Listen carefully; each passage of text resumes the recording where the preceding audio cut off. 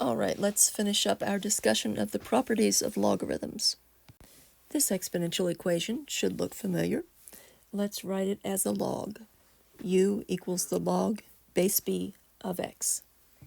Okay, now that we've done that, let's raise both sides of the exponential equation to the nth power. So now we have x to the n equals b to the u raised to the nth power. When we apply the laws of exponents, then on the right-hand side we have b to the un or b to the n times u, either order. I like this order because it's going to make something we're about to do become very much more apparent.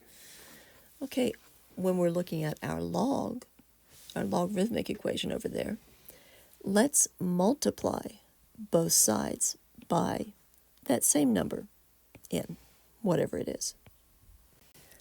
That will equal n times the log base b of x. I still don't see any connection between the two yet. So let's go back to the exponential side. Let's see, if we look at this a little more closely, we have a base, we have an exponent, n times u, it's one term, it's an exponent, and we have an argument. If we consider all of that to be an argument, it's one term raised to a power, so yes, it works, it qualifies. Let's get rid of my little squiggles here, and let's convert this exponential form to a logarithmic form. So the exponent in u equals the log base b of x to the n. Okay, there's a logarithmic form. What connection could we possibly make? Let's see. What about this nu and this nu? Do you see where this is going? Let's substitute this log, this equal to n times u, for that n times u in the other log equation. So what we're going to have now is the log base b of x to the n equals n times the log base b of x. Yes, and I used the wrong color in here. There's my x, my argument. We have now derived the property that's known as the logarithm of a power. So this equation states the rule. The logarithm of a power says that if you have an argument that contains a power, such as this one. Okay, can you see that brown shape there? That shape contains the entire argument. Within the argument itself, there is a base and a power. If that occurs, then you are able to move that exponent out and put it in front of the entire logarithm. Let's look at an example. So let us look at the log base 3 of 9, and let's square that 9. So according to the log rule over here, the power rule for the logs, the logarithm of a power rule. Okay, we're going to bring that exponent out. We're going to multiply it by the log base 3 of 9. Now the log base 3 of 9 we can actually evaluate because we know that, well, let's not drop the 2. But log base 3 of 9, what exponent do you raise 3 to get the 9? 3 squared is 9, so this is, keep forgetting to go back to white, this is 2. And our final answer is 4. 2 times the log base 3 of 9. Log base 3 of 9 is equal to 2, so 2 times 2 is 4. That is our final answer. The logarithm of a power, this power rule is perhaps the easiest of them all to apply and very useful. So that is the last of the properties of logs that I'm going to derive for you. Let's go ahead and list the remaining ones. I'm going to list them all as other properties. Okay? And we are going to start with the log base b of 1. The log base b of 1 is always equal to 0.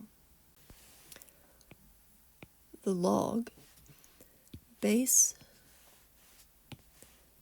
b of b is always equal to 1, because b to the first power equals b. Let's take a look at some examples of this. So the log base 6 of 1 equals 0, because 6 to the 0th power equals 1. Likewise, the log base, 16 of 1 equals 0. It does not matter. The log base pi of 1 equals 0. Okay? Another example of the second one here. Let's do the log base 130 of 130 equals 1. The log base pi of pi equals 1. Okay? Let's move on to another property of logs. Let's look at the log base b of b to the x, and that will equal x. Okay, the reason for that, we can justify this by applying first the power rule, which says we will take this x and bring it out. That would give us x log base b of b, and we know from this rule that we just established that that would be equal to x times, what would it be equal to? 1, or just x. Okay.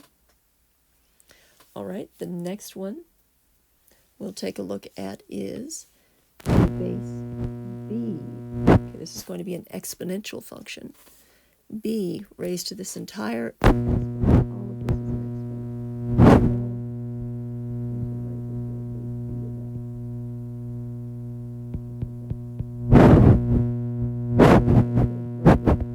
Keeping all of my bases blue.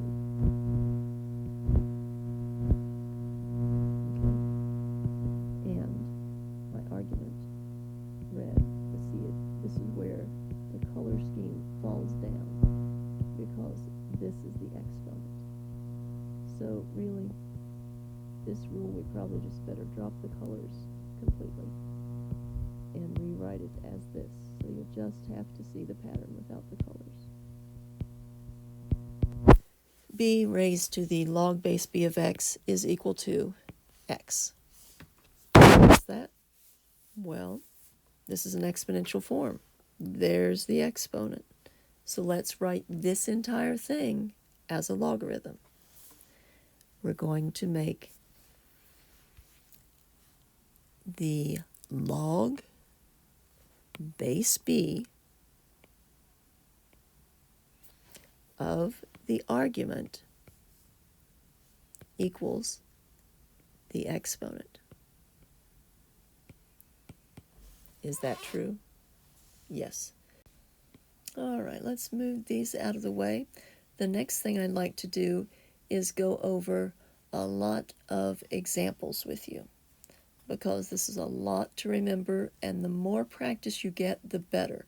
So I'm going to include 1 or 2 examples on this video. I'm going to do a third video real quick that's just going to be working through examples. I will not be using colors as much because that just takes a lot of time. Look back over what I've already done if you need to see the colors in action again. Okay, so let's look at the log base 5 of 375. So we have a base of 5. Are there any powers of 5 that are factors of 375? Well, 25 is a factor of 375, and it goes into 375 15 times. So there's the factored form of 375. Since that is factored, we can break it up now. This is a product. So we now have the log base 5 of 25. We go from a product to the sum of 2 separate logs. So we have log base 5 of 15. But hold on a minute. There's a power of 5 that is a factor of 15. So let's rewrite that as the log base 5 of 25 plus the log base 5 of 5 times 3. And there is another product. So we have the log base 5 of 25 plus the log, better write smaller, base 5 of 5 plus the log base 5 of 3. So now the log base 5 of 25 is 2, because 5 squared equals 25. The log base 5 of 5, by our rules, is 1, because 5 to the first power is 5. But then we have this log base 5 of 3, and without a calculator, that's as far as we can go. So your final answer is 3 plus the log base 5 of 3. Done. Example 2.